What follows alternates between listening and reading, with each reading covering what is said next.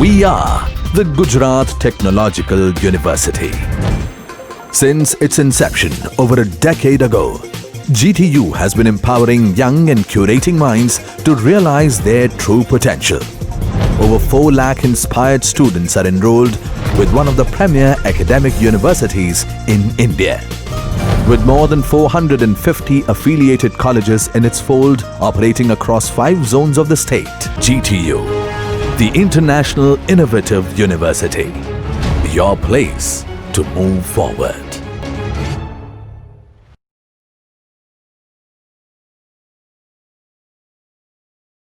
Hello students, તો first પાર્ટમાં આપણે પેલી અમુક ટર્મિનોલોજી જોઈ હતી સોઇલની બેરિંગ કેપેસિટીને રિલેટેડ, સેફ બેરિંગ કેપેસિટી કેને કહેવાય, નેટ બેરિંગ કેપેસિટી કેને કહેવાય, ને બધી થિયોરિટિકલ પોર્શન્સ આપણે કવર કરેલા હતા.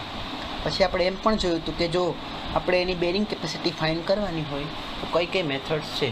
તો બેરિંગ કેપેસિટી ફાઇન્ડ કરવાની ઘણી મેથડ્સ હતી અને મેથડની બી મેં વાત કરી કે ટર્ઝાગીઝ મેથડ આપણે જોઈ, થિયોરેટિકલ મેથડ હતી. થિયોરેટિકલ મેથડમાંથી આપણે સેફ બેરિંગ કેપેસિટી કે અલ્ટિમેટ બેરિંગ કેપેસિટી કેમ ફાઇન્ડ કરી એ આપણે ફાઇન્ડ આઉટ કરેલું હતું. અહીંયાથી આપણે સ્ટાર્ટ કરશું કે ફિલ્ડ મેથડ્સ કઈ છે. ફિલ્ડ મેથડ્સ તો પહેલું નામ એમાં આપેલું છે આપણે plate load test. Last time GTU એક્ઝામિનેશનમાં પૂછાયેલી હતી 4 માર્ક્સમાં, તો થોડું આપણે આને સિરિયસ વેમાં જોશું કારણ કે આ જે ટર્મ છે એ પણ એક ઇમ્પોર્ટન્ટ ટર્મ છે. સ્ટાર્ટિંગ કરતાં પહેલાં અહીંયા મેં 3 યુટ્યુબની લિંક્સ આપેલી છે કે તમે ટેસ્ટને વિઝ્યુઅલી જોઈ શકો. તમે જુઓ તો તમને વધારે આઈડિયા આવશે. તમે PPT ઉપર આ લિંક્સ ઉપર ક્લિક કરશો તો ડાયરેક્ટલી યુટ્યુબમાં એ વિડીયો ઓપન થશે. 3 પાર્ટમાં વિડીયોઝ છે આ, બરાબર છે. 3 અલગ અલગ ટેસ્ટ નથી, એક જ ટેસ્ટના 3 પાર્ટ છે. થોડો ક્વોલિટી ઇશ્યુ હશે પણ તમને જોઈને થોડો ઘણો માઇનર આઈડિયા આવી જશે. બાકીનો આઈડિયા હું તમને થિયરી બેઝિકથી આપીશ. સ્ટાર્ટ કરીએ પહેલાં ફોટોગ્રાફીથી સ્ટાર્ટ કરી. ફોટોગ્રાફીમાં જોઈ શકીએ છીએ શું છે તો કે આખું એનું અરેન્જમેન્ટ છે. અરેન્જમેન્ટમાં શું છે તો કે સૌથી પહેલાં એક ડેપ્થ મેં ખોદી, બરાબર. આ ડેપ્થ કેટલી હશે તો કે જે તમારે એકચ્યુઅલ ફાઉન્ડેશનની જેટલી ડેપ્થ તમે છોડવાના છો, બરાબર, એટલી ડેપ્થ તમે અહીંયા પ્રોવાઈડ કરી. આ ડેપ્થ છે એ એકચ્યુઅલ ફાઉન્ડેશન જેટલી, ક્લિયર.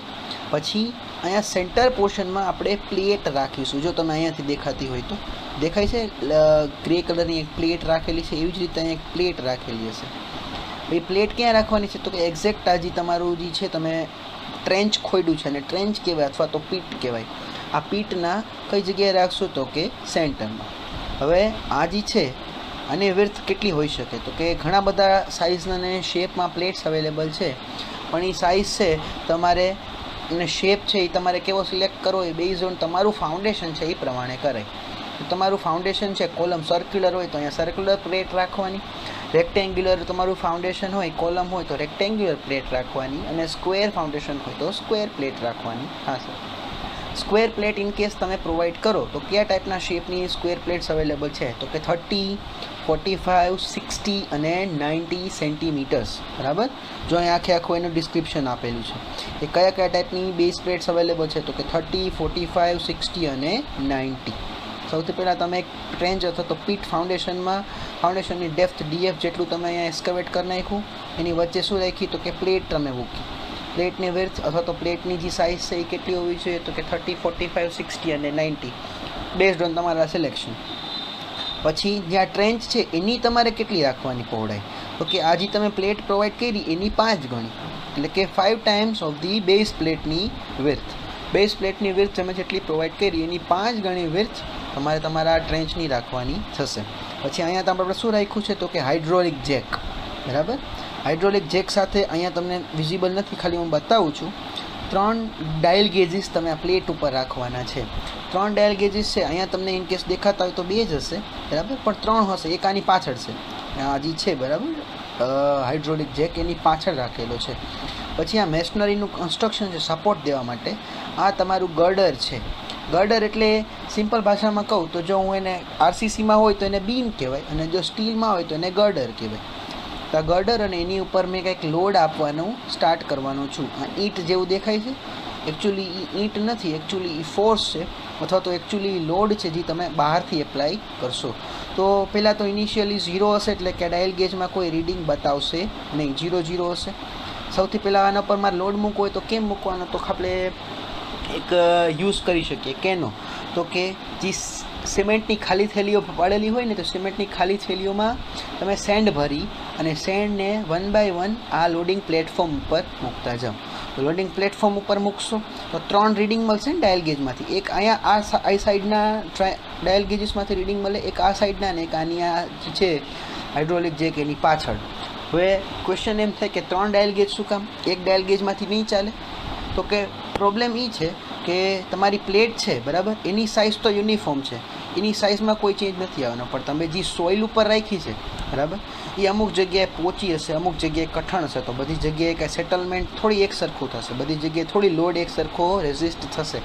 એટલે 3 ડાયલ ગેજીસ આપણે રાખ્યા, એટલે ત્રણેય બાજુનું એવરેજ રીડિંગ આપણે મળે. પહેલાં તમે લોડ રાખ્યો બરાબર, પહેલી લેયર બનાવી, ત્યારે તમે એનું જે છે સેટલમેન્ટ એટલે કે આ કેટલું, જો આના પર વેઇટ પડશે તો આ ડાઉનવર્ડ જવામાં ટ્રાય કરશે, ડાઉનવર્ડ જશે તો પ્લેટ પણ કેવું જશે, ડાઉનવર્ડ જશે, એટલે કે આનું જે એકચ્યુઅલ પોઝિશન હતી એમાંથી થોડુંક સેટલ થશે. એનું રીડિંગ ક્યાં મળશે, તો કે ડાયલ ગેજમાં, 3 ડાયલ ગેજનું એવરેજ. હવે વળી પાછો તમે બીજા સ્ટેજમાં આવ્યા, લોડ વધાર્યો, વળી કંઈક સેટલમેન્ટ મેજર કર્યું, ત્રીજા સ્ટેજમાં આવ્યા, લોડ વધાર્યો. આવું ક્યાં સુધી કરવાનું કે જ્યાં સુધી એક મેક્સિમમ તમને ચેન્જ મળે બરાબર, કે સડનલી 2 mm 3 mm 5 mm જે સેટલમેન્ટ આવ્યું એની જગ્યાએ સીધું 10 mm કે 25 mm સેટલમેન્ટ આવી ગયું બરાબર છે. એટલે મેક્સિમમ પોઈન્ટે રીચ આઉટ થઈ ગયા બરાબર. અને હવે એના ઉપરથી તમે વધારે લોડ મૂકશો ને તો આમાં જે છે ડાયલ ગેજ એમાં રિવર્સ રીડિંગ બતાવવાનું છે. રિવર્સ રીડિંગ એટલે કે આ જે છે એ વધારે લોડ સહન કરી શકતું નથી. આખી જે પ્રોસિજર મેં કીધી આખી અહીંયા મેં લાઇન આઉટ લખેલી છે કે એક પીટ એક્સવેટ કરો, પછી એક તમે પ્લેટ સિલેક્ટ કરો 30, 45, 60 સેન્ટીમીટરની, 90 સેન્ટીમીટરની, પછી તમે જે વિડ્થ તમારી ફાઉન્ડેશનની રાખવાની છે બરાબર, જે તમે ટ્રેન્ચ ખોદ્યું છે એની કેટલી રાખવાની, તો કે બેઝ પ્લેટની થિકનેસની 5 ગણી. 3 ડાયલ ગેજ સેટ કરો 120 ડિગ્રીએ, પછી હાઇડ્રોલિક જેક અને લોડિંગ કન્ડિશન ને બધું સેટ કરો, અરેન્જમેન્ટ કરો. સોઇલ હોમોજીનિયસ નથી બરાબર, 3 ડાયલ ગેજ રાખવાનો મિનિંગ શું છે, કારણ કે સોઇલ બધા જ પોઈન્ટે હોમોજીનિયસ એટલે કે એક સરખી નથી. પછી લોડ ગ્રેજ્યુઅલી ઇન્ક્રીઝ કરો કે નથી, તો કે સેન્ડ્યુલ્સ એટલે કે જે મેં કીધું ને 70 બેગમાં સેન્ડ ભરીને એવી રીતે. પછી સેટલમેન્ટ મેજર કરો 3 ડાયલ ગેજનું એવરેજ લઈને, અને એના ઉપરથી તમે load versus settlement curve draw કરો અને અલ્ટિમેટ બેરિંગ કેપેસિટી ફાઇન્ડ કરો. જો આ લોડ અલ્ટિમેટ લોડ એપ્લાય કર્યો અને સેટલમેન્ટ, આ કર્વ પહેલાં આપણે જોયેલો જનરલ શિયર ફેલિયરમાં બરાબર. આ તમે લોડ એપ્લાય કર્યો, સેટલમેન્ટ થયું. આ કયા ટાઈપની સોઇલ છે, આ પેલી સિમ્પલ જો અહીંયા માર્ક કરેલું છે કઈ છે, ડેન્સ સોઇલ. મેં તમને કીધું કોહેઝિવ લેસ સોઇલ. કોહેઝિવ લેસ સોઇલ એટલે કે એમાં 2 પાર્ટિકલ એકબીજાથી સ્ટિક ન થતા હોય, અથવા તો કોર્સ ગ્રેઇન સોઇલ. આના ઉપર તમે ફોર્સ એપ્લાય કર્યો, મેક્સિમમ થયો, પછી ફેલ. આનાથી વધારે આનામાં સેટલમેન્ટ થતું નથી. એવી જ રીતે આ કોહેઝિવ સોઇલ છે બરાબર. પછી આ લૂઝ સોઇલ છે અને આ પાર્શિયલી કોહેઝિવ સોઇલ છે. 4 ટાઈપમાં કર્વ આમાં અવેલેબલ છે. આના પરથી તમે એના મેક્સિમમ ફોર્સ ફાઇન્ડ કરી શકો બરાબર. હવે શું છે તો કે અમુક અહીંયા ટર્મ યાદ રાખવાની છે. શું ટર્મ યાદ રાખવાની છે કે આમાં તમને જે અલ્ટિમેટ કેપેસિટી મળશે બરાબર, એ તો પ્લેટની મળવાની છે, પણ એકચ્યુઅલ ફાઉન્ડેશનની સાઇઝ તો આ પ્લેટ કરતાં ઘણી બધી વધારે હશે ને. આની સાઇઝ છે બરાબર, આની સાઇઝ છે મેક્સિમમ 90 સેન્ટીમીટર છે, પણ ફાઉન્ડેશન તો કંઈ 90 સેન્ટીમીટરનું નહીં હોય, એ તો 5, 10 કે 15 મીટરનું પણ હોઈ શકે બરાબર. તો એના માટે થોડાક આપણે ફેક્ટર્સ એપ્લાય કરવા પડે. ફેક્ટર શું છે તો કે જો આ QUF એટલે કે જે મેક્સિમમ બેરિંગ કેપેસિટી છે કોની, તો કે ફાઉન્ડેશનની, અને QUP એટલે કે મેક્સિમમ બેરિંગ કેપેસિટી કોની છે, તો કે પ્લેટની. એટલે કે સાઇઝ ઇફેક્ટ કરે છે બરાબર. સાઇઝ પ્લેટની નાની હતી તો તમને જે બેરિંગ કેપેસિટી મળશે એ કેવી મળશે ફોર અ પ્લેટ માટે, પણ ફાઉન્ડેશનની સાઇઝ કેવી છે વધારે, તો એની બેરિંગ કેપેસિટી અલગ મળે. તો એ ફાઇન્ડ કરવી હોય તો 2 ટાઈપની છે, એક કોહેઝિવ લેસ સોઇલ હોય ને એક કોહેઝિવ સોઇલ હોય. તો એ કોહેઝિવ સોઇલ છે ક્લેમાં એક ટર્મ છે કે સાઇઝ ઇફેક્ટ નથી કરતી. એમાં તમારે ફૂટિંગની સાઇઝ ગમે એટલી હોય બરાબર, પ્લેટની જે કેપેસિટી છે એટલી ને એટલી કેપેસિટી તમારા ફૂટિંગની મળશે. એટલે આ QUP એટલે પ્લેટની બેરિંગ કેપેસિટી અને QUF એટલે ફાઉન્ડેશનની બેરિંગ કેપેસિટી કેવી હશે, બંને સરખી. પછી કોહેઝિવ સોઇલ છે, તો કોહેઝિવ સોઇલની વાત કરું બરાબર, તો કોહેઝિવ સોઇલમાં આ ઇક્વેશન લિનિયરલી લગાડવું પડે. શું કામ, કારણ કે કોહેઝિવ લેસ સોઇલમાં ફૂટિંગની સાઇઝ એના ફાઉન્ડેશનની સાઇઝ ઇફેક્ટ કરે છે. તો લિનિયર ઇક્વેશન હું લગાડું, શું લગાડીશ તો કે QUF upon QUP equals to BF upon BP. હવે આનો મિનિંગ શું થશે? QUF મેં કીધું અલ્ટિમેટ કેપેસિટી કોની તો કે ફાઉન્ડેશનને, અને QUP એટલે અલ્ટિમેટ કેપેસિટી કોની તો કે પ્લેટની. BF એટલે કે વિડ્થ કોની, એ સાઇઝ ઇફેક્ટ કરે છે તો કે સાઇઝ BF લઈ લો, તો ફૂટિંગની વિડ્થ, અને BP એટલે કોની પહોળાઈ તો કે પ્લેટની પહોળાઈ. આ ઇક્વેશન ખાલી યાદ રાખવાનું છે. આવી રીતે તમારું જે છે પ્લેટ લોડ ટેસ્ટ એ કામમાં આવે છે. હવે આ પ્લેટ લોડ ટેસ્ટના અમુક લિમિટેશન્સ છે, બરાબર. ભાઈ લિમિટેશન્સ છે શું? તો સૌથી પહેલું લિમિટેશન છે, આ પણ એક ઇમ્પોર્ટન્ટ ક્વેશ્ચન છે. સૌથી પહેલો લિમિટેશન એવો છે કે સાઇઝ ઇફેક્ટ. સાઇઝ ઇફેક્ટ શું છે? તો જો અહીંયા દેખાય છે તમને બલ્બ બનાવ્યો છે, આ પ્લેટ છે, બરાબર. પ્લેટના કારણે કેટલા ટાઈપ, તમે કેટલી ડેપ્થ સુધી તમારું જે છે એક્ઝામિન કરી શકશો સોઇલને તો કે ટ્વાઇસ, ઓનલી ટ્વાઇસ.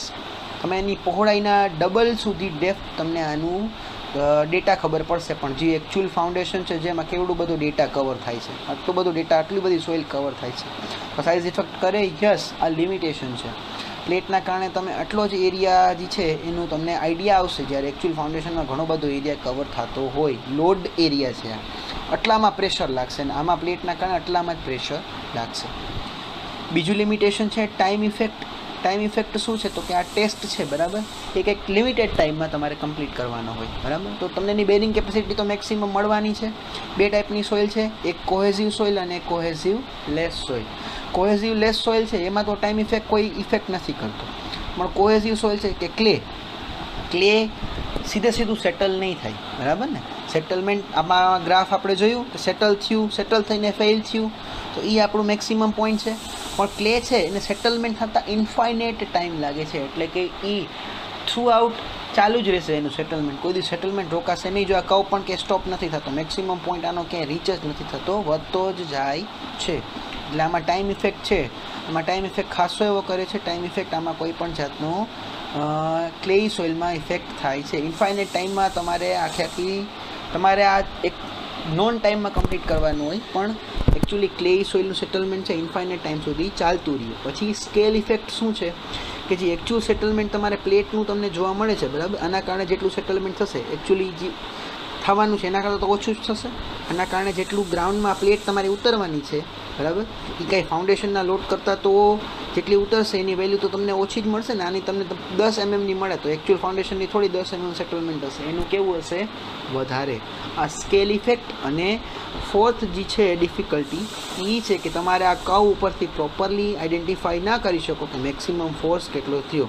ખાલી ડેન્સ સોઇલને બાદ કરીએ તો ડેન્સ સોઇલમાં તમને ખબર પડી જાય કે મેક્સિમમ પોઈન્ટ ક્યાં છે, બાકી આ જે છે કોહેઝિવ સોઇલ એમાં તમને આઈડિયા આવતો નથી. આ એની લિમિટેશન્સ હતી. એકવાર ખ્યાલ ન આવે તો આખો વિડીયો રિવાઇન્ડ કરીને આને ટેલી કરી લેજો. નેક્સ્ટ ટર્મ છે લિક્વિફિકેશન. લિક્વિફિકેશન શું છે? એક ફિનોમિના છે. આ પણ એક ઇમ્પોર્ટન્ટ ક્વેશ્ચન છે. લિક્વિફિકેશન શું છે? બરાબર. લિક્વિફિકેશન એટલે શું તો કે કોઈ શેકિંગ ફોર્સ આવે, જેમ કે અર્થક્વેક આવે, શેક કરે, આવી રીતે તમારું ફાઉન્ડેશનને શેક કરે, અથવા તો કોઈ રેપિડ લોડ આવે એના કારણે જે શિયર સ્ટ્રેન્થ છે અથવા તો એની સ્ટીફનેસ છે, બરાબર, દ્રઢતા છે, એ સોઇલ ગુમાવે છે. અને એ ગુમાવવાના કારણે જે સોઇલ એકચ્યુઅલી સોલિડ હતો એ લિક્વિડની જેમ બિહેવ કરવા માંડે છે, એટલે તરવા માંડે છે, બરાબર. પાણીનું તરવાનું મેઇન કારણ શું છે કે એમાં કોઈ જાતની સ્ટ્રેન્થ નથી, કઈ શિયર. હવે એવી જ રીતે જો તમે શેકિંગ ફોર્સ આપો, એકચ્યુઅલ જે ફાઉન્ડેશનનું પડી જવાનું કારણ શું હોય છે? કારણ કે જે સોઇલ છે ફાઉન્ડેશનની નીચેની એનું લિક્વિફિકેશન થઈ જાય છે અર્થક્વેકના કારણે, બરાબર. એટલે એની સ્ટ્રેન્થ વહી જાય છે અને કેવું થઈ જાય છે? સોલિડની જગ્યાએ સોલિડ છે પણ કેવું બિહેવ કરે છે? લિક્વિડની જેમ. તો આ ફિનોમિનાને કે અથવા આ પ્રોસેસને શું કહેવામાં આવે છે? લિક્વિફિકેશન. જો એક ફિગર છે અહીંયા, અર્થક્વેકના કારણે જે આ સોઇલ છે, બરાબર, ક્રેકડાઉન એ થઈ ગઈ અને વોટરની જેમ પણ બિહેવ કરશે. લિક્વિફિકેશન છે એમાં અમુક ફેક્ટર્સ હોય છે કે આ ટાઈપની સોઇલ એને એમાં કમ્પલસરી લિક્વિફિકેશન થાય ને આ ટાઈપની સોઇલમાં લિક્વિફિકેશન થતું નથી. આપણા માટે બેટર એ છે કે લિક્વિફિકેશન ના થાય તો કયા ટાઈપની સોઇલ સિલેક્ટ કરવી ફાઉન્ડેશનમાં, તો એના માટેના અમુક ક્રાઇટેરિયા છે. તો જો એક આ ટાઈપની સોઇલમાં તો કમ્પલસરી થશે જ. ગ્રેન્યુઅલ સોઇલ હોય જેમ કે ગ્રેવલ છે, સિલ્ટ છે કે ક્લે, ગ્રેવલ છે, સિલ્ટ છે અથવા તો સેન્ડ છે, આમાં ગ્રેન્યુઅલ સોઇલ કહેવાય. ગ્રેન્યુઅલ સોઇલ કે જેના દાણા છૂટા પડી શકતા હોય, લૂઝ હોય, બરાબર, એને ગ્રેન્યુઅલ સોઇલ કહેવાય. એમાં લિક્વિફિકેશન થશે. તો કયા ટાઈપની સોઇલમાં ના થાય તો કે ક્લેમાં. જેના પાર્ટિકલ્સ છૂટા પડતા નથી એને ગ્રેન્યુઅલ સોઇલ, બરાબર, એને ન કહેવાય, એને કોહેઝિવ સોઇલ કહેવાય. તો જેટલી કોહેઝિવ સોઇલ વધારે હશે તમારામાં ફાઉન્ડેશનમાં, તો તમારું ફાઉન્ડેશનમાં લિક્વિફિકેશન કેવું થશે? ઓછું. શું કામ લિક્વિફિકેશન ઓછું થશે? તો જો આ ઇક્વેશન પાછું જાણીએ તો એવું આપણું શીયર સ્ટ્રેન્થ ફાઇન્ડ કરવાનું, C plus sigma phi 10 alpha, sorry 10 phi. એમાં તમારું જે કોહેઝન છે, બરાબર, cohesion is equals to C અને ફાઈ એટલે કે એનું ઇન્ટરનલ ફ્રિક્શન. ઇન્ટરનલ ફ્રિક્શનની સ્ટ્રેન્થ છે, બરાબર. તો તમે શેક કરો, ચાલો ફ્રિક્શન તો વયું ગયું, પણ તમારું કોહેઝન તો રહેવાનું છે ને, એટલે કે પાર્ટિકલ તો એકબીજા સાથે સ્ટીક રહેશે, ચોટેલા રહેશે. એટલે તમારું ગ્રેન્યુઅલ સોઇલ છે એ ચાલે નહીં ફાઉન્ડેશનમાં. સમ અમાઉન્ટ ઓફ કોહેઝિવ સોઇલ જોશે, બરાબર. શિયર સ્ટ્રેન્થ 0 નહીં થાય ને, ફાઈ 0 થઈ ગયો તો આ બીજું ટર્મ 0, પણ C ઇક્વલ્સ ટુ S એટલું ટર્મ તો રહેશે, એટલે સ્ટ્રેન્થ 0 થતી નથી. પછી બીજી કેના ટાઈપમાં સોઇલમાં થશે લિક્વિફિકેશન? તો કે લૂઝ સોઇલમાં, બરાબર. સોઇલ કેવી હોય છે? ડેન્સ ટાઈપની સોઇલ હોય તો એમાં જે નેગેટિવ પોર વોટર પ્રેશર જનરેટ થાય છે. વળી પાછું પોર વોટર પ્રેશર શું થયું? જો આ ઓવરબર્ડન પ્રેશર પાછું આવ્યું. ઓવરબર્ડન પ્રેશર એટલે સિગ્મા એ નોર્મલ, એટલે કે સોઇલનું વેઇટ, અને યુ એટલે કે એનું વેઇટ, તો કે વોટરનું. આ બેનો સરવાળો કરું તો ટોટલ મને મળે, એટલે કે સિગ્મા ડેશ અથવા તો સિગ્મા ઓ. પણ આમાં જે છે ટર્મ માઇનસ જે છે બેની ડાયરેક્શન માઇનસ છે, પણ આ જે પોર વોટર પ્રેશર છે જો ડાઉનવર્ડ ડાયરેક્શનમાં જતું હોય, બરાબર, તો એ નેગેટિવ કહેવાશે, અને અપવર્ડ આવતું હોય તો એને પોઝિટિવ કહેવાશે. તો આમાં કઈ ડાયરેક્શનમાં આવે છે? ડાઉનવર્ડ ડાયરેક્શનમાં. એટલે પોર વોટર પ્રેશર ક્યાં આવે છે? ડેન્સ સોઇલમાં. ડેન્સ સોઇલ એટલે વળી પાછી કઈ? ઘાટી સોઇલ, બરાબર છે. ડેન્સ સોઇલ જેની ડેન્સિટી ખૂબ વધારે હોય, જેને સારું એવું કોમ્પેક્શન આપેલું હોય. પોર water pressure negative, total pressure કેવો થતો જશે? વધતો જશે, બરાબર. એટલે આ ટાઈપની સોઇલમાં પણ તમારે ડેન્સ સોઇલ સિલેક્ટ કરવાની, લૂઝ સોઇલ સિલેક્ટ કરવાની નહીં. અને જો થોડા ફોટોસ છે એના પાર્ટિકલ્સ તમને બતાવવા, ગ્રેન્યુઅલ સોઇલ કેવી હોય, બ્લોકી કેવી હોય, સિંગલ ગ્રેઇન કેવી હોય, મેસિવ કેવી હોય, અને પ્લેટી કેવી હોય.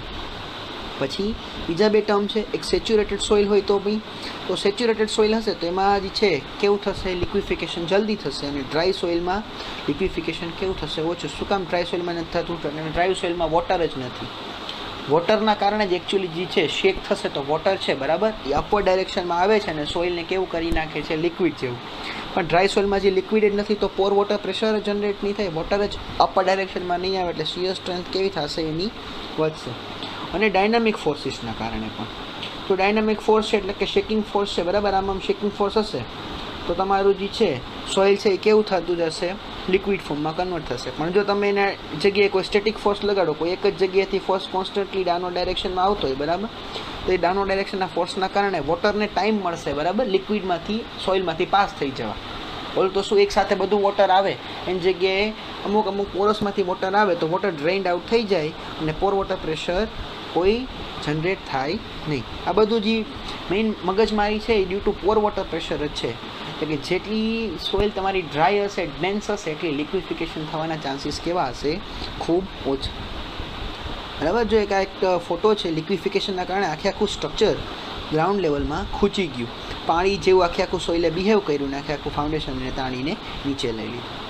તો ઇફેક્ટ આવી હોય તો એને આપણે દૂર કરવાના ટર્મિનોલોજી પણ છે. મિટિગેશન એટલે કે એને દૂર કરવું હોય લિક્વિફિકેશનને, તો કેવી રીતે કરી શકીએ?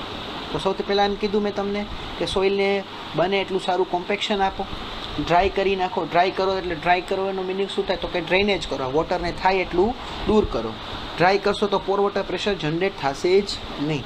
પ્રોપર કોમ્પેક્શન કરી નાખશો એટલે સોઇલ કેવી થઈ જશે? ડેન્સ થઈ જશે. એટલે એની વચ્ચેના જે વોઇડ છે એમાં હવે કોઈ ગેપ રહેશે નહીં. ગેપ રહીએ તો વોટર બહાર આવવાનું ટ્રાય કરે, પણ ગેપ હોય નહીં તો વોટર આવે નહીં. પછી પાઇલ ફાઉન્ડેશનનો યુઝ કરો, ઇન્જેક્શન ગ્રાઉટિંગ કરો, સરચાર્જ આપો, વર્ટિકલ ડ્રેન્સ પ્રોવાઈડ કરો. આ બાકીના જે પાછળના તમને 3 ટર્મ કદાચ નહીં સમજણા હોય, ઇન્જેક્શન ગ્રાઉટિંગ શું છે, સરફેસ સરચાર્જ લોડ શું છે, કે વર્ટિકલ ડ્રેન, એમણે આગળ આપણે જોવાનું જ છે. જોઈએ તો શું છે, તો આખું આમાં એક કવર કરેલું છે, બરાબર. લિક્વિફિકેશન થયું, બરાબર, બધી વસ્તુ બરાબર છે. હા, લિક્વિફિકેશન થશે તો એની બેરિંગ કેપેસિટી પણ ઘટશે ને. બેરિંગ કેપેસિટી આપણે શું કરવી છે? ઇમ્પ્રૂવ કરવી છે. બેરિંગ કેપેસિટીને આપણે વધારવી છે. ચલો, કોઈ સોઇલ ઉપર હવે તમારી પાસે ઓપ્શન જ નથી કે બિલ્ડિંગ બનાવવું જ પડશે, અને એની બેરિંગ કેપેસિટી સપોઝ નબળી છે, તો તમે થોડી બિલ્ડિંગની પ્લોટ મૂકીને જવા દેશો. બિલ્ડિંગ તો કમ્પલસરી આપણે બનાવવાની જ છે, કારણ કે આપણે એમાં ઇકોનોમી આપણને લોસ થાય, એટલે આપણે એની બેરિંગ કેપેસિટી ઇમ્પ્રૂવ કરવી પડશે. તો કઈ રીતે થશે? મેથડ છે, 10 મેથડ છે. એમાં મેથડના નામ તમારે યાદ રાખવાના છે, સ્ટાર ક્વેશ્ચન છે, અને કોઈ એક કે બે એક્સપ્લેન કરવાની છે. પહેલી મેથડનું નામ મિકેનિકલ કોમ્પેક્શન, બીજું ડાયનામિક કોમ્પેક્શન, ત્રીજું પ્રીલોડિંગ અથવા તો સરચાર્જ. બરાબર, જે આગળ આપણે આવ્યું હતું ગ્રાઉટિંગ, સરચાર્જ, વર્ટિકલ ડ્રેન્સ, એ બધી આ મેથડ્સ છે. બરાબર, લિક્વિફિકેશનને રોકવા માટે અને એની સોઇલ બેરિંગ કેપેસિટી ઇમ્પ્રૂવ કરવા માટે. જો સોઇલ બેરિંગ નબળી હશે કેપેસિટી તો જ લિક્વિફિકેશન થશે. પછી sand compacted piles, vertical drains પણ કહેવામાં આવે છે, અને soil stabilization, grouting, electrical method, thermal method, geotextile method અને વાઇબ્રો ફ્લોટેશન મેથડ્સ. નામ યાદ રાખજો. અને જે એક્સપ્લેન કરવાની છે હું તમને બેઝિકલી પહેલી 4 અને ગ્રાઉટિંગ એક્સપ્લેન કરીશ. પહેલી મેથડ શું છે, મિકેનિકલ કોમ્પેક્શન. શું કરવાનું છે તો કે જો એ સોઇલ લૂઝ સોઇલ છે ઉપરથી એને એસ્કાવેટ કરી નાખો. કેના દ્વારા તો કે એક્સ્ટ્રેક્ટર દ્વારા. એક્સ્ટ્રેક્ટ કરીને બહાર કાઢી નાખો. બરાબર છે, એક્સ્ટ્રેક્ટ કરીને સોઇલને બધી શું કાઢી નાખીએ આપણે, બહાર કાઢી નાખીએ છીએ. બરાબર, પછી આ જે લૂઝ સોઇલ છે એની જગ્યાએ હું ડેન્સ સોઇલ અહીંયા ભરી દઈશ ને વળી પાછું એના પર રોલર ફેરવી નાખીશ. રોલર ફેરવી નાખીશ તો હવે સોઇલ કેવી થઈ ગઈ, બેરિંગ કેપેસિટી કેવી થઈ ગઈ, એની વધી ગઈ. જેટલી લૂઝ સોઇલ હતી બરાબર એને મેળે શું કરી નાખી, દૂર કરી નાખી, અને એની જગ્યાએ જે સારી સેન્ડ હતી જેની કેપેસિટી સારી હતી, બેરિંગ કેપેસિટી અહીંયા ફીલ કરી, અને પછી એના પર આખું રોલર ફેરવી દીધું. આમાં મિકેનિકલ કોમ્પેક્શન કહેવામાં આવે છે. જો તમે અહીંયાથી એસ્કાવેટ કરેલી સોઇલ છે બરાબર, એ ડેન્સ નેચરમાં હોય બરાબર, એ તો તમે એને બીજી વખત કોઈ જગ્યાએ ફિલિંગમાં યુઝ કરી શકો. જે બીજું કયું છે તો કે ડાયનામિક કોમ્પેક્શન. ડાયનામિક કોમ્પેક્શનમાં શું છે તો કે જો આ ફોટો દેખાય છે શું છે તો કે આ વેઇટ છે બરાબર, વેઇટને તમારે પછાડવાનો છે સોઇલમાં અલગ અલગ જગ્યાએ. પછાડશો તો શું થશે, વાઇબ્રેશન થશે. વાઇબ્રેશનના કારણે એની વચ્ચેના જે વોઇડ છે એમાંથી એર રિમૂવ થઈ જશે અને આખી સોઇલ કોમ્પેક્ટ થઈ જશે. અને કોમ્પેક્ટ થશે એટલે એની સોઇલ બેરિંગ કેપેસિટી કેવી થશે, વધશે. આનો વેઇટ છે બરાબર એ પ્રી ડિફાઇન્ડ હોય છે, અને હાઇટ પણ પ્રી ડિફાઇન્ડ હોય છે કે કેટલી હાઇટથી તમારે આ સોઇલ પછાડવાની છે. બરાબર, શું છે 500 kgનો બ્લોક છે, કેનો બનેલો હોય, કોન્ક્રીટનો અથવા તો સ્ટીલનો. કેટલી હાઇટથી પછાડવાનો છે, 50 મીટરથી. ડિફરન્ટ પ્લેસીસમાં પછાડશું ને હોલ એરિયા આપણે કોમ્પેક્ટ કરી નાખશું. થર્ડ મેથડ શું છે તો કે પ્રીલોડિંગ અથવા તો સરચાર્જ. સરચાર્જ આપણે સમજીએ શું છે, શું કરવાનું છે આમાં તો કે જો અહીંયાથી સ્ટાર્ટ કરીએ, તમારું ગ્રાઉન્ડ લેવલ છે તો ગ્રાઉન્ડ લેવલમાં અલગ અલગ જગ્યાએ ગ્રીન દેખાય છે. અમે એક પાઇપ્સ ઉતાર્યા બરાબર, વર્ટિકલ પાઇપ્સ ઉતાર્યા, અને આ વર્ટિકલ પાઇપ્સમાં મેં જે ડેન્સ સોઇલ છે એટલે કે સેન્ડ, એ સેન્ડ ભરી દીધી. અને પછી આ જે ગ્રીન પાઇપ્સ છે એ પાઇપ્સ તમે બહાર કાઢી દીધા. તો હવે ખાડામાં વધશે શું, ખાલી સોઇલ. બરાબર, આ વીક સોઇલ છે એની અંદર મેં આવી રીતે સોઇલ્સ સેન્ડ ઉતારી દીધી આ પાઇપ્સ ખોદી ખોદીને. આ જે છે ડિસ્ટન્સ એ આપણું નોન હશે કે બે આ ડ્રેન, અને વર્ટિકલ ડ્રેન્સ પણ કહેવામાં આવે છે. દેખાય છે હવે, ખ્યાલ પડ્યું કે આ જે છે વર્ટિકલ ડ્રેન્સ શું છે.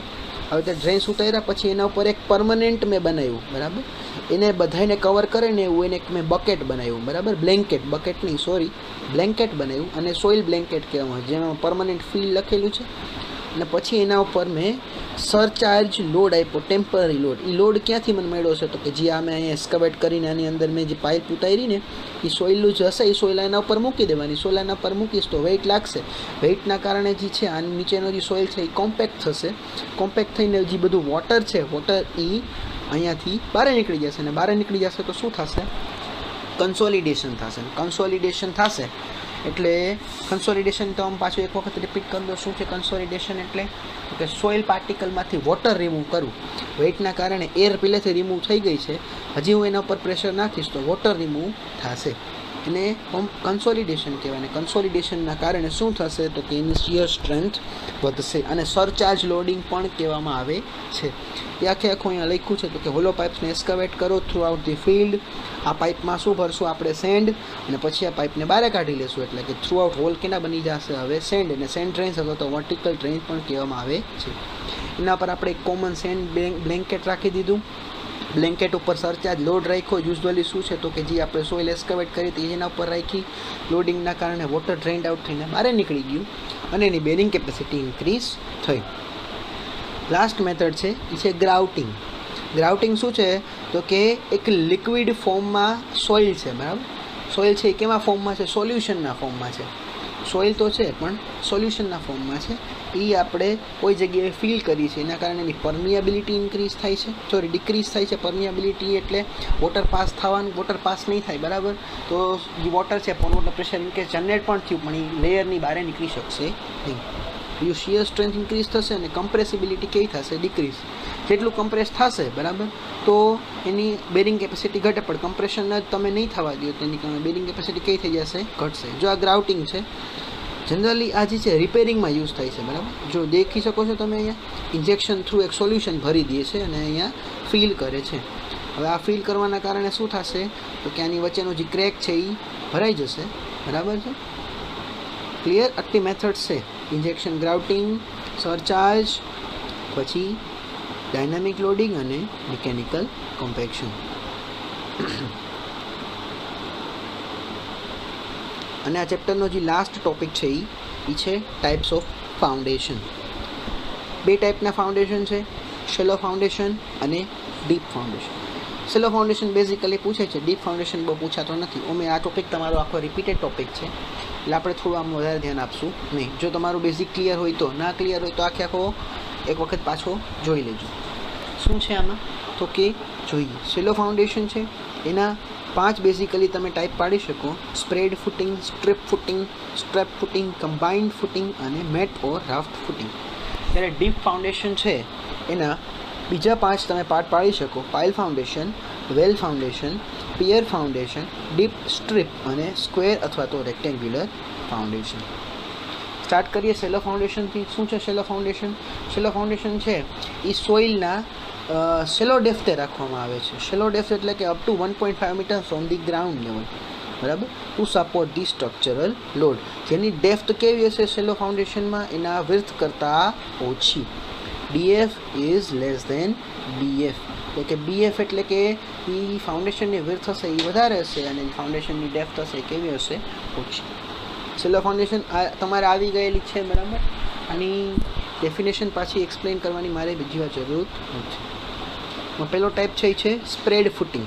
સ્પ્રેડ ફૂટિંગ શું છે તો કે સ્પ્રેડ ફૂટિંગ એક શેલો ફાઉન્ડેશનનો ટાઈપ છે બરાબર. એમાં એક સ્ટ્રક્ચરલ મેમ્બરને સપોર્ટ કરવા, જેમ કે કોલમ છે કે વોલ, એને સપોર્ટને ટ્રાન્સફર કરવા માટે એક તમે સ્ટ્રક્ચર ક્રિએટ કરો છો. એ કયા ટાઈપનું સ્ટ્રક્ચર છે તો કે આ વોલ છે તમારી, આ વોલની નીચે તમે એક આવું સ્ક્વેર શેપનું બનાવ્યું અને સ્પ્રેડ ફૂટિંગ કહેવાય. તો કે આ કોલમનો અથવા તો આની જગ્યાએ વોલ હોય તો આ બધાનો લોડ કઈ જગ્યાએ ટ્રાન્સફર થશે તો કે સ્પ્રેડ ઉપર. આ સ્ટેપ વાઇઝ પણ હોઈ શકે અને સિંગલ આખું મેમ્બર તરીકે પણ હોઈ શકે. તો આ તમારું સ્પ્રેડ ફૂટિંગ છે. પછી સ્પ્રેડ ફૂટિંગ સિવાય સેકન્ડ ટાઈપ આપણે જોઈએ તો કયું છે?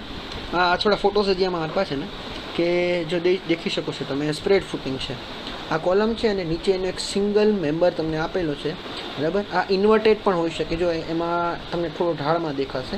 આ સ્ટ્રેઇટ છે, ઢાળમાં પણ દેખાઈ શકે, સ્ટેપ વાઇઝ પણ હોઈ શકે અને સિંગલ લેયરમાં પણ હોય. બીજું છે સ્ટ્રીપ ફૂટિંગ. સ્ટ્રીપ ફૂટિંગ આપણે આવેલું હતું પાર્ટ 1માં બરાબર છે, પેલા ટર્ઝાગીમાં. ટર્ઝાગીનું એઝમ્પશન એવું હતું કે સ્ટ્રીપ ફાઉન્ડેશન છે બરાબર, અથવા તો સ્ટ્રીપ ફૂટિંગ તમારે કન્સિડર કરવાની છે. સ્ટ્રીપ ફૂટિંગમાં જેની લેન્થ હશે એની વેથ કરતાં કેવી હશે? ખૂબ વધારે. શેલો ફાઉન્ડેશનનો એક ટાઈપ છે એ એક કન્ટિન્યુઅસ લેવલ પ્રોવાઈડ કરે છે બરાબર. સ્ટ્રીપ સપોર્ટ કરે છે એક લિનિયર સ્ટ્રક્ચર, જેમ કે વોલ છે અથવા તો ક્લોઝલી સ્પેસ્ડ કોલમ છે, એના માટે સેન્ટ્રલી એક કન્ટિન્યુઅસ લેવલ પ્રોવાઈડ કરે છે. શું છે તો કે આ વોલ છે બરાબર, એના માટે કન્ટિન્યુઅસ લેવલ પ્રોવાઈડ કર્યું તો એનું ફાઉન્ડેશન છે. અને કયા ટાઈપનું ફાઉન્ડેશન કહેવામાં આવે છે? Strip footing. જો આની લેન્થ ખૂબ વધારે છે એની પહોળાઈ કરતાં, એટલે આપણે લેન્થને કન્સિડર નહોતા કરતા, એની શું કન્સિડર કરતા હતા તો કે વિડ્થને અને ડેપ્થને. અથવા તો જે બે નજીકના કોલમ છે બરાબર, એ નજીકના કોલમ માટે પણ તમે આ ટાઈપનું ફાઉન્ડેશન યુઝ કરી શકો. Strip footing. થર્ડ છે સ્ટ્રેપ ફૂટિંગ. સ્ટ્રેપ ફૂટિંગ શું છે તો કે જોઈએ અહીંયા સ્ટ્રેપ ફૂટિંગ દેખી શકો છો તો કે આ એક કોલમ છે અને આ બીજું કોલમ છે, એની વચ્ચે એક મેં અલગથી બીમ બનાવ્યું બરાબર છે. આ જો અલગ છે, આ પાર્ટ અલગ છે અને આ પાર્ટ એ કેવો છે? અલગ. એની વચ્ચે મેં એક બીમ ક્રિએટ કર્યું જે લોડ લેતો નથી, ખાલી આ બેને કનેક્ટ કરવાનું કામ કરે છે. કનેક્ટ થશે એટલે લોડ અહીંયા ઇક્વલી ડિસ્ટ્રીબ્યુટ કરશે બરાબર. અને સ્ટ્રક્ચરલ મેમ્બર તરીકે નામ આપવામાં આવે છે, અથવા તો આને સ્ટ્રેપ બીમ પણ કહેવામાં આવે છે. એ કોઈ જાતનું લોડ લેતું નથી. કોન્ક્રીટ બીમ પણ કહેવામાં આવે છે અને સ્ટ્રેપ બીમ પણ કહેવામાં આવે છે. ક્લિયર? અને લાસ્ટ છે સેકન્ડ લાસ્ટ છે કમ્બાઇન્ડ ફૂટિંગ. કમ્બાઇન્ડ ફૂટિંગ શું છે તો કે કોમ્બિનેશન ઓફ ફૂટિંગ્સ. અલગ અલગ વેરિયસ ફૂટિંગ્સને આપણે ભેગા કરીને આપણે જ્યારે બનાવીએ ત્યારે કોમ્બિનેશન ઓફ ફૂટિંગ બને બરાબર. આ કોમ્બિનેશન ઓફ ફૂટિંગ છે એ રિક્વાયરમેન્ટ છે એ બેઝડ ઓન સ્ટ્રક્ચર હોય છે બરાબર.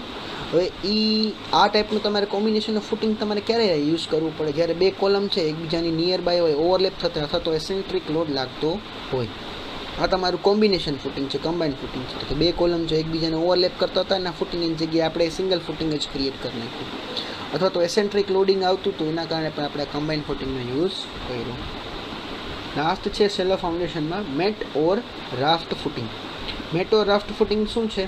તો કે મેટ ઓફ રાફ્ટ ફૂટિંગ છે એક કોન્ક્રીટનો સ્લેબ છે, મોટો બધો કોન્ક્રીટનો સ્લેબ છે ને, આખા કોન્ક્રીટના સ્લેબ ઉપર સેવરલ કોલમ્સ રાખીને સેટ કરેલું છે. આ એક કેનો ટાઈપ છે? તો કે સેલો ફાઉન્ડેશનનો.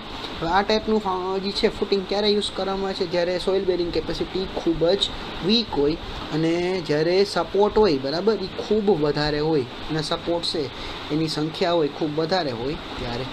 જો બરાબર, આ એક કોમન સ્લેબ છે નીચે દેખાતું એના પર છે આ કોલમ છે રેસ્ટ કરવામાં આવેલા છે. તો આ ટાઈપના ફૂટિંગને શું કહેવામાં આવે છે? તમારું મેટ ઓર રાફ્ટ ફાઉન્ડેશન. જો અહીંયા પણ તમે જોઈ શકો છો આ બધા ફૂટિંગ્સ છે ક્યાં જાય છે? ગ્રાઉન્ડમાં. ને ગ્રાઉન્ડમાં એક મોટું બધું સ્લેબ છે એના ઉપર આખું રેસ્ટેડ છે. આ સેલો ફાઉન્ડેશન કમ્પ્લીટ થયું. નેક્સ્ટ ફાઉન્ડેશન છે તમારું ડીપ ફાઉન્ડેશન. ડીપ ફાઉન્ડેશન એટલે શું? તો કે જેની ડેપ્થ છે એની વિડ્થ કરતાં ખૂબ વધારે હશે. ડેપ્થ કેવી હશે? એની વિડ્થ કરતાં ખૂબ વધારે હશે. અને આ ટાઈપના જે ફાઉન્ડેશન છે એમાં જે લોડ તમે ટ્રાન્સફર કરો છો એ સરફેસથી ઘણી ડેપ્થે પ્રોવાઈડ કરવાના છો as compare to shallow foundation. Shallow ફાઉન્ડેશનમાં સેલો ડેપ્થે તમે લોડ ટ્રાન્સફર કરતા હતા અને આમાં તમે જે ડેપ્થમાં જે છે ટ્રાન્સફર કરવાના છો એ વધારે ડેપ્થે તમારો લોડ ટ્રાન્સફર કરવાના છો. આના ટાઈપ્સ આપણે જોયા હતા. પાઇલ ફાઉન્ડેશન હતું. પાઇલ ફાઉન્ડેશન શું છે? ડીપ ફાઉન્ડેશન છે. એક કોલમીય સ્ટ્રક્ચર છે, કોલમ જેવો સ્ટ્રક્ચર છે, લોંગ સ્ટ્રક્ચર છે. કેનો બનેલો હોય? સ્ટીલનો, રેન્ફોર્સમેન્ટનો બનેલો હોય અને ઘણીવાર ટિમ્બરનો પણ. બરાબર. પાઇલ ફાઉન્ડેશન્સ છે, આ ટાઈપના પાઇલ ફાઉન્ડેશન છે, જોઈ શકો છો. બરાબર. પાઇલ ફાઉન્ડેશન્સ કયા એરિયાઝમાં તમારે પ્રોવાઈડ કરવાના હોય? તો પાઇલ ફાઉન્ડેશન એવા એરિયામાં તમારે જ્યારે પ્રોવાઈડ કરવાના જ્યારે શેલો ફાઉન્ડેશન યુઝફુલ નથી. જ્યારે જે કન્સ્ટ્રક્શનનો લોડ છે એ ખૂબ હેવી છે અને એની નીચેની સોઇલ ઉપર તમે એ લોડ ટ્રાન્સફર કરી શકો એમ નથી. અંડરલેઇંગ સોઇલ કેવી છે? વીક.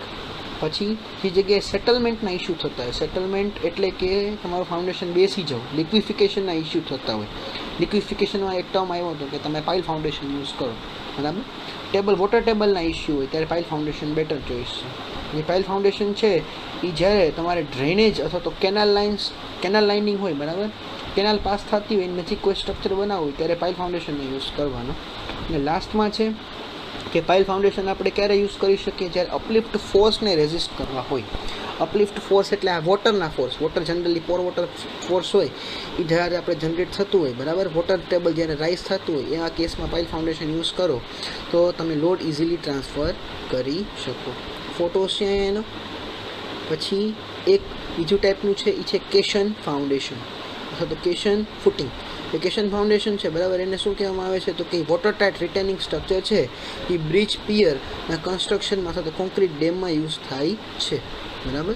એના 3 ટાઈપ છે: વોલ ફાઉન્ડેશન, બોક્સ કેશન અને ન્યુમેટિક કેશન.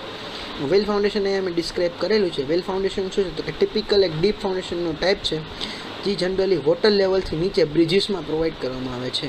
એ કેશન અથવા તો વેલ ટાઈપનું શેપનું હશે ફાઉન્ડેશન, બરાબર. એ બ્રિજ અથવા તો અધર સ્ટ્રક્ચરમાં રોમન અને મુગલ્સના પીરિયડમાંથી યુઝ થાય છે. જ્યાં કેશન જે ટર્મ છે એનો મિનિંગ શું થાય છે? એ ફ્રેન્ચ ટર્મ છે જેનો મિનિંગ થાય છે કેસી અથવા તો બોક્સ અથવા તો ચેસ્ટ, બરાબર. અને અહીંયા તમારું ચેપ્ટર કમ્પ્લીટ થાય છે. આઈ હોપ કે તમારા બધા જ ક્વેશ્ચન્સ છે અહીંયા મેં કવર કરી દીધા છે. અને કોઈ જો તમને ડાઉટ હોય તો તમે મને આસ્ક કરી શકો છો. Thank you.